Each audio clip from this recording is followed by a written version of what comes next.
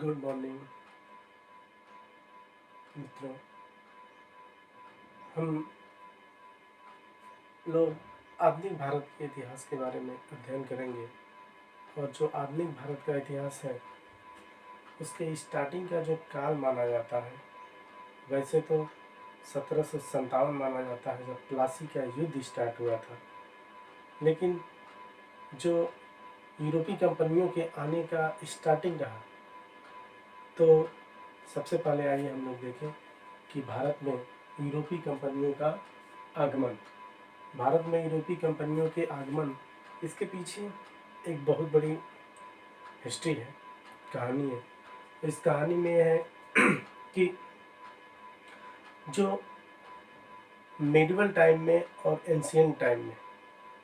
Ancient time की तो खैर छोड़िए, प्राचीन काल की, मध्यकाल के इतिहास में यानी मध्यकालीन समय में जो भारत और यूरोपियों के बीच व्यापारिक संबंध थे, इसमें अरब व्यापारी मीडिएटर का काम करते, क्योंकि यूरोपियों को भारत से जो भी चीज़ें मिलती थी, स्पेशल रूप से यूरोपीय भारतीय मसालों के, और जो साउथ ईस्ट एशिया यानी दक्षिण पूर्व एशिया, इंडोनेशिया, जावा, सुमात्रा, यहाँ पे मसालों की पैदावार अधिक होती है, क्योंकि यह क्या है, एक कॉफ़ी ट्रॉपिकल जोन एरिया है, उष्णकटिबंधीय क्षेत्र है, और उष्णकटिबंधीय क्षेत्र में मसालों की पैदावार बहुत अधिक पैमाने पर होती है, क्योंकि वह उन फसलों के अनुकूल वहाँ पे भौगोलिक दशाएं होती हैं, टेम्परेचर होता है और रेनफॉल वगैरह। तो सबसे पहले इस इतिहास के बारे में है कि जो कंपनियां थीं, जो व्यापार होता था अरबों के द्वारा, वह भारत से जो भी चीज़ें यूरोपी खरीदते थे वह इनडायरेक्टली अरबों के माध्यम से खरीदते थे, और अरब भारत व्यापार करने आते थे, और यहाँ से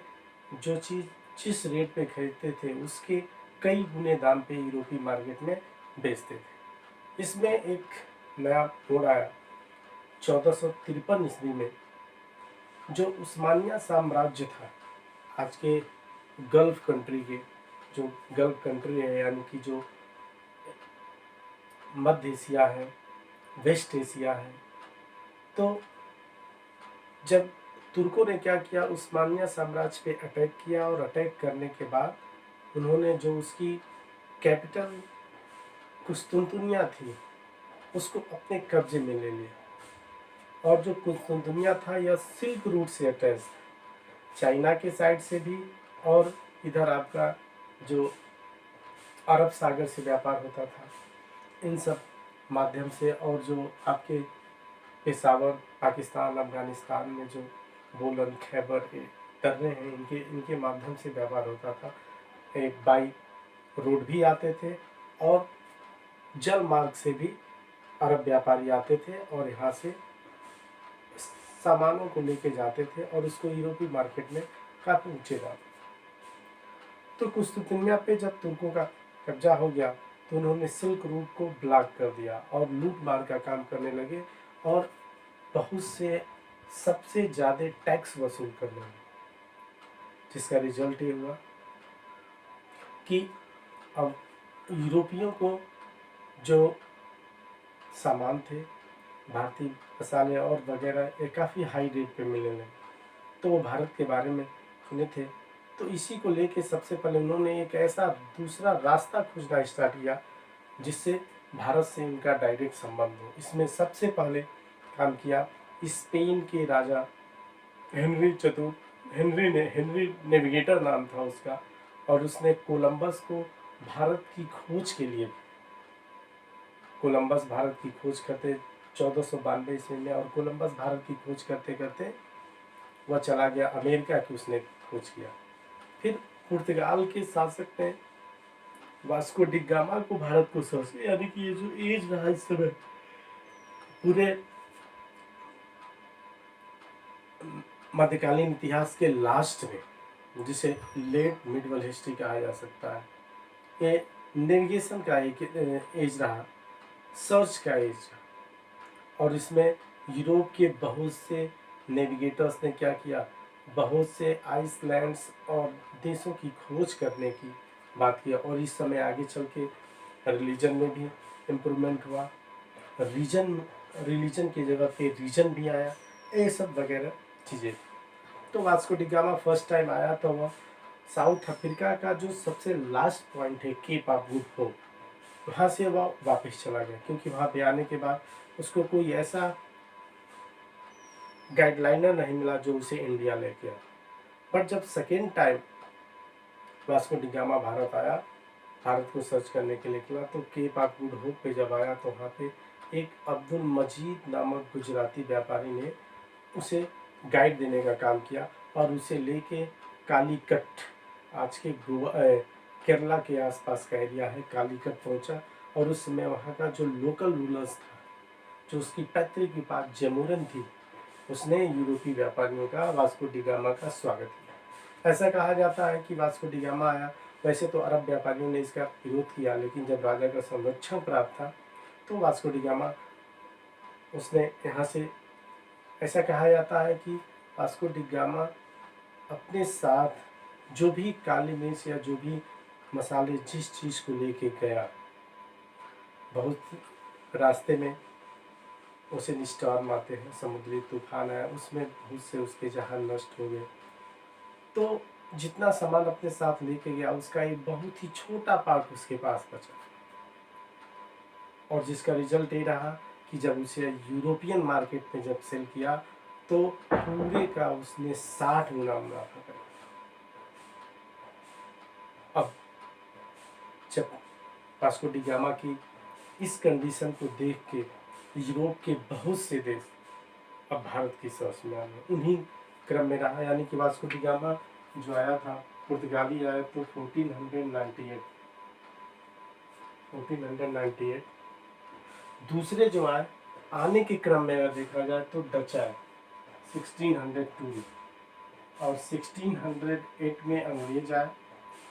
1616 के आसपास डेनिश आए, और 1664 के आसपास फ्रेंच है। और एक कंपनी और थी, इसे डेनमार्क बोला जाता, वह 1702 में आया। लेकिन जो डच कंपनी इस्टेब्लिश करने की बात है या बाद में हुआ, यानी कि कंपनी की स्थापना के रिकॉर्डिंग हम देखें तो ईस्ट इंडिया कंपनी की स्थापना पहले हुई थी। बट अगर यूरोपीय कंपनियों के आने का अगर हम सीक्वेंस देखें तो पहले पुर्तगाली, फिर डच, फिर अंग्रेज, फिर डेनिश और फिर फ्रेंच। ओके, तो 1600 में वास्को डी गामा की इस कंडीशन को देख के ब्रिटेन की महारानी ने एक 1600 में कुछ छोटी छोटी कंपनियों को मिला के एक कंपनी बनी जिसे ईस्ट इंडिया कंपनी नाम दिया। और ईस्ट इंडिया कंपनी को ईस्टर्न कंट्रीज में, यानी कि पूर्वी एशिया के देशों में, जो पूर्व के देश थे, यहाँ पे मोनोपोली पावर दिया गया, यानी व्यापार में एकाधिकार का पावर दिया गया। यानी कि इस एरिया में अगर व्यापार करेगी तो वह ईस्ट इंडिया कंपनी ही करेगी। अगर किसी को जाना है तो ईस्ट इंडिया कंपनी के मार्फत ही व्यापार करने, चाहे वो भी कंपनी के कर्मचारी। तो उसके बाद 1608 में एक वहाँ के राजा चार्ल्स प्रथम का राजदूत बन के कैप्टन हॉकिंस को 1608 ईस्वी में जहांगीर के राज दरबार में भेजा गया। भारत में भेजा गया तो उस समय भारत में जहांगीर का शासन चल रहा था। 1605 ईस्वी में अकबर की मृत्यु हो गई थी और 1605 से लेकर 1627 और 30 तक, 1628 तक जहांगीर का शासन काल रहा। तो जब कैप्टन हॉकिंस आया तो उसने कुछ फैक्ट्री स्थापित करने की और व्यापार के संबंध में कुछ रियायती करने की बात की, रियायत लेने की, लेकिन वह उसको मिल नहीं पाई। फिर 1615 के आसपास 11 में सर टॉमस रो आया, और सर टॉमस रो ने क्या किया, जहांगीर से भारत में व्यापार करने की अनुमति प्राप्त करी, और साथ ही साथ सूरत में इसने फैक्ट्री स्थापित करने की परमिशन भी प्राप्त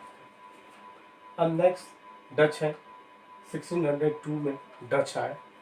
और चूँकि इन्होंने साउथ इंडिया में अपनी फैक्ट्री को सेटअप करने का काम किया, और फिर उसके बाद डेनिस आए, और फिर उसके बाद 1664 में फ्रांसीसी। हम नेक्स्ट वीडियो